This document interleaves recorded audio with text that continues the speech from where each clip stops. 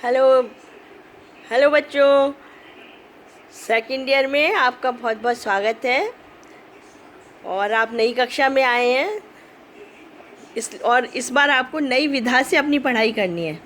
जैसा कि आप सब जानते हैं, यह समय हमारे ही नहीं केवल बल्कि पूरे विश्व के लिए बहुत संकट का समय है। कोरोना महामारी से आप सब परिचित हैं बहुत अच्छी तरह।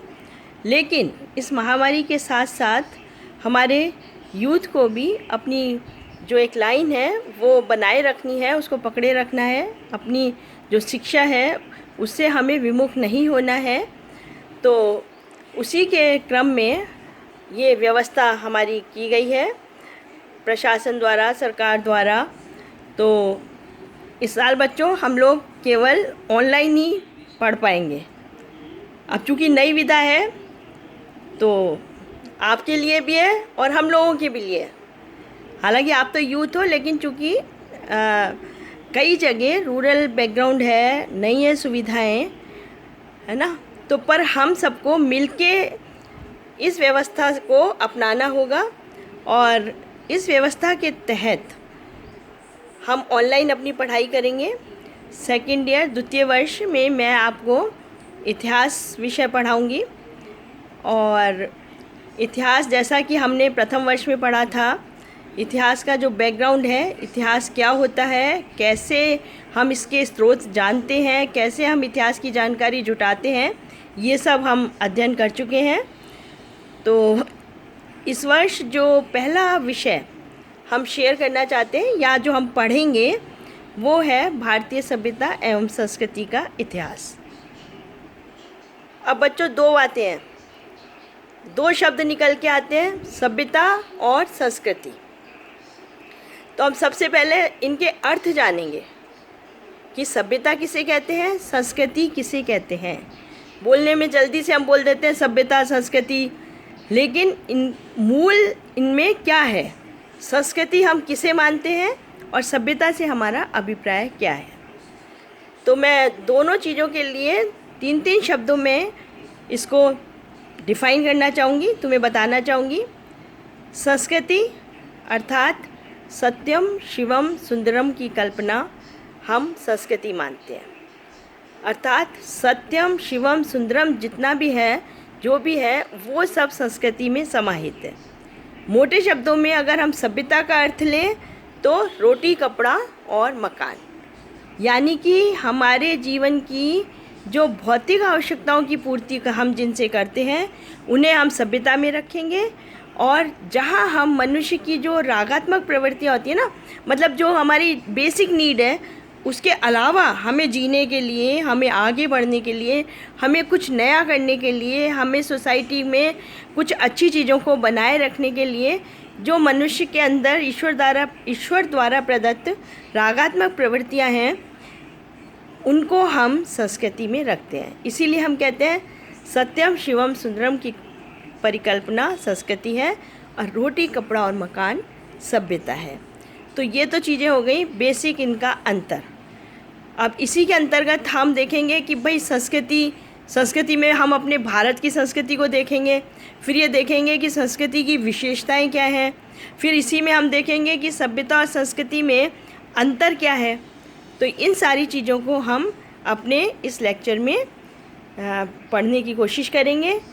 तो चूँकि आज पहला दिन है तो पहले दिन मैं केवल इंट्रोडक्शन देना चाह रही हूँ तुम्हें, और पहले दिन मेरा ये फ़र्ज़ बन जाता है कि मैं आपको ये भी बताऊँ कि इस महामारी के चलते आप लोग अपना मास्क यूज़ करेंगे, सोशल डिस्टेंसिंग मेंटेन करेंगे।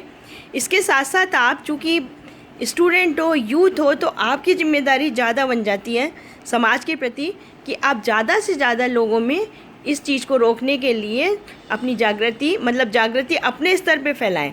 अगर एक बच्चा भी ठान ले तो 20, 30, 50 और मोर देन दैट वो इतने लोगों को इंस्पायर कर सकता है। और अगर आप उनको देखते हैं कुछ गलत करते हुए, कहीं मास्क नहीं लगाया, सोशल डिस्टेंसिंग नहीं है, या लोग कहना नहीं मान रहे हैं, तो प्लीज़ आप उनको रोकने की कोशिश कीजिएगा। तो हम इस लेक्चर को फिर कंटिन्यू करेंगे और देखेंगे कि भारतीय संस्कृति की प्रमुख विशेषताएं क्या हैं।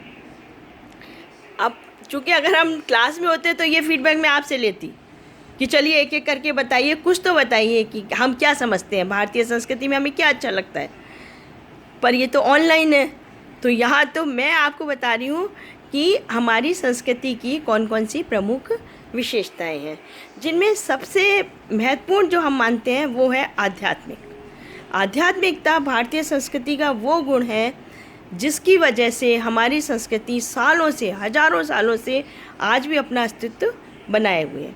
एक छोटा सा उदाहरण देती हूँ कि जब सिंधु घाटी सभ्यता की खुदाई हुई थी तो उसमें एक शिवलिंग प्राप्त हुए थे, अर्थात हम शिव की पूजा मतलब लगभग 3-4 हज़ार साल पहले सिंधु घाटी सभ्यता में भी करते थे। और अगर हम आज देखें तो आज भी हम शिव की आराधना करते हैं, आज भी हमारे पूजनीय हैं। तो मतलब कहने का ये है कि हमने अपने आध्यात्म को, धर्म को अपने जीवन में ऐसे समाहित किया है जिसकी वजह से भारतीय लोग अपने मतलब कहना चाहिए कि काफ़ी हद तक खुद को बहुत सारी चीज़ों से बचा के रख पाते हैं। अगर हम छोटा सा उदाहरण दें तो देखें कि इतना बड़ा देश है, फिर भी विश्व की तुलना में अगर देखें तो महामारी में हम लोग ने बहुत कंट्रोल किया हुआ है। सरकारों के प्रयास है, नो डाउट, इंडिविजुअल प्रयास है, नागरिकों का भी इंडिविजुअल प्रयास है, सब कुछ है, लेकिन कहीं ना कहीं हमारे जहन में बहुत सारी चीज़ें चलती हैं। तो वो चीज़ हम पहले से इनहेरिट किए हुए हैं। मतलब जो चीज़ें अब बताई जा रही हैं इस महामारी के लिए, पूरा विश्व जिनको कह रहा है फॉलो अप, उसको हमने अपने लाइफ में पहले से ले रखा है। ये अलग बात है कि प्रकृति का कहते हैं कि भाई प्रकृति का नियम है, तो हम लोग भी बदलें और बदलना भी चाहिए, नहीं तो हम टूट जाएंगे। तो समय के साथ चलना बुद्धिमानी है, लेकिन संस्कृति वो चीज़ है कि जो हमारे अंदर धीरे धीरे जाती रहती है और फिर वो कहीं ना कहीं ऐसे मौक़ों पे रिफ्लेक्शन उसका आता है, उसको हम हमें देखने को भी मिलता है। जैसे एक उदाहरण लीजिए, हमारे यहाँ बिना हाथ धोए हमारे बड़े बूढ़े हमें कहीं भी, जो हमारे बुज़ुर्ग हैं वो कभी भी हाथ नहीं, कहीं भी छूने नहीं देते। मतलब बहुत सारी चीज़ें ऐसी हैं जो हमने अपने जीवन में अपनाई हुई हैं। तो ये हमारी संस्कृति की आध्यात्मिकता जो है सबसे बड़ी विशेषता है। और इस महामारी में तो मैं कहूँगी कि हमारी इस विशेषता ने ही हम भारतीयों को इतनी कहना चाहिए कि जितनी विशाल स्तर पर जितना हमारा नुकसान हो सकता था उसके मुकाबले नहीं हुआ है। और मैं यही चाहूँगी कि ईश्वर कभी करे भी ना, और केवल हमारा ही नहीं, किसी का भी, विश्व में जल्दी से जल्दी ये महामारी वैक्सीन आए और ये महामारी ख़त्म हो। लेकिन हम बात कर रहे थे संस्कृति की, तो वहीं से हम इस चीज़ को लेते हैं। फिर एक और महत्वपूर्ण विशेषता आपको बताती हूँ कि अनेकता में एकता। आप लोग दृष्टि दौड़ाइए अपने आसपास, आप पूरे भारत को तो छोड़ दीजिए, आप अपने एरिया में ही देख लीजिएगा, आप अपने ज़िले में ही जितना ऑब्जर्वेशन आप कर सकते हैं आप करके देखिएगा। आपको थोड़ी थोड़ी दूर पे वेरिएशन मिलेगा, पहनावे का वेरिएशन है, खान पान का है, बोलियों का वेरिएशन है, फिर भी हम एक दूसरे को आपस में आत्मसात किए हुए हैं। मतलब अनेकता में हम एकता की बात करते हैं।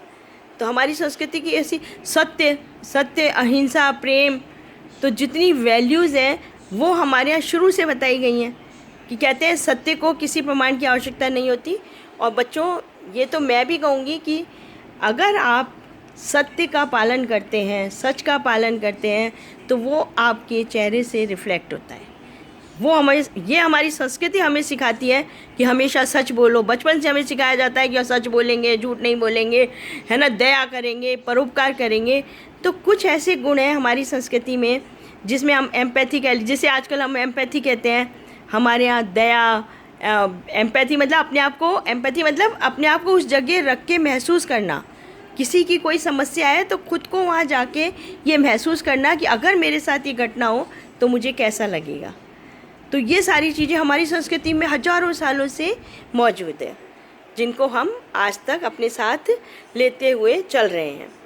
अब ऐसे ही सभ्यता का है, हमने देखा कि सभ्यताएं धीरे धीरे आती हैं, समय के अनुसार मतलब इंफ्रास्ट्रक्चर खड़ा होता है, अलग अलग रहन सहन होता है, फिर किन्हीं कारणों से सभ्यताओं का विनाश भी हो जाता है, चाहे वो बहुत सारे कारण होते हैं। जैसे कि हमने इंडस वैली के उसमें भी पढ़ा था फर्स्ट ईयर में, सिंधु घाटी में, कि शायद बाढ़ आ गई होगी, है ना, शायद आग लग गई होगी, या शायद विदेशियों ने आक्रमण किया होगा। तो उसी तरीके से, लेकिन सभ्यता का और संस्कृति का जो विशेष अंतर है वो ये है कि सभ्यता का विनाश हो सकता है, संस्कृति का विनाश कभी नहीं होता। तो आज के लिए बेटा बच्चों, आज के लिए इतना ही। कल फिर हम आपसे रूबरू होंगे, कल फिर से मिलेंगे, फिर इसी टॉपिक को हम थोड़ा सा और आगे लेके जाएंगे और किसी नए विषय पे चर्चा करेंगे। चलिए, आप लोग ध्यान रखिएगा। ऑल द बेस्ट और be aware. Stay home, stay safe. Thank you.